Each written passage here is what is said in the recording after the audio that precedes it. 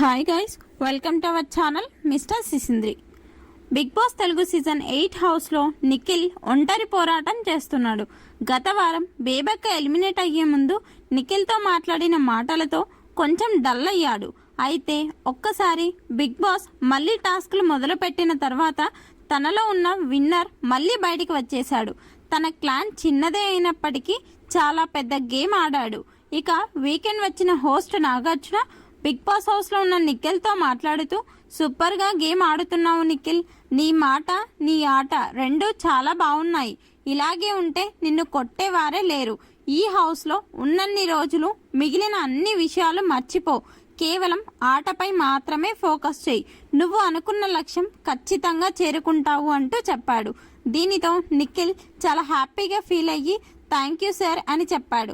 ఆ తర్వాత నాగార్జున మాట్లాడుతూ, అన్నీ బాగున్నాయి కానీ నువ్వు ఎమోషనల్ అయ్యి లో అవ్వడం మాత్రం బాగోలేదు.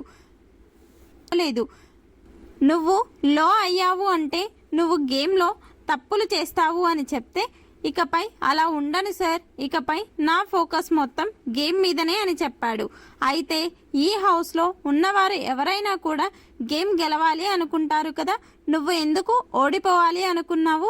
ఫుడ్ టాస్క్లో మణికంఠ అంత కష్టపడి ఆడితే సంచాలక్గా యష్మి తప్పుడు నిర్ణయం తీసుకుంటే ఒక్క మాట కూడా మాట్లాడలేదు.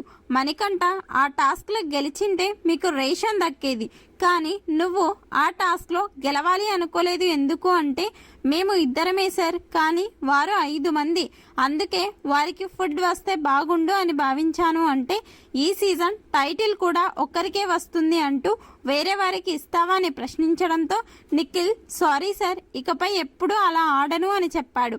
నీ క్లాన్ అంటే నువ్వు ఒక్కడివే కాదు కదా, మణికంఠ కూడా ఉన్నాడు కదా, మీరు గెలిచింటే మీకు ఫుడ్ ఉండేది, దోశ వేసుకొని తిన్నా కూడా మిమ్మల్ని బిగ్ బాస్ తిట్టేవారు కాదు అంటూ మాట్లాడారు.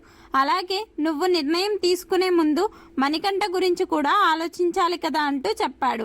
ఫైనల్గా నిఖిల్, ఈ వీక్లో నీ గేమ్ మాత్రం 100% ఇంప్రూవ్ అయ్యింది. నువ్వు కొన్ని మిస్టేక్స్ చేస్తున్నావు, అవి చెయ్యకపోతే నీ గేమ్ వేరే లెవెల్లో ఉంటుంది అని చెప్పాడు నాగార్జున.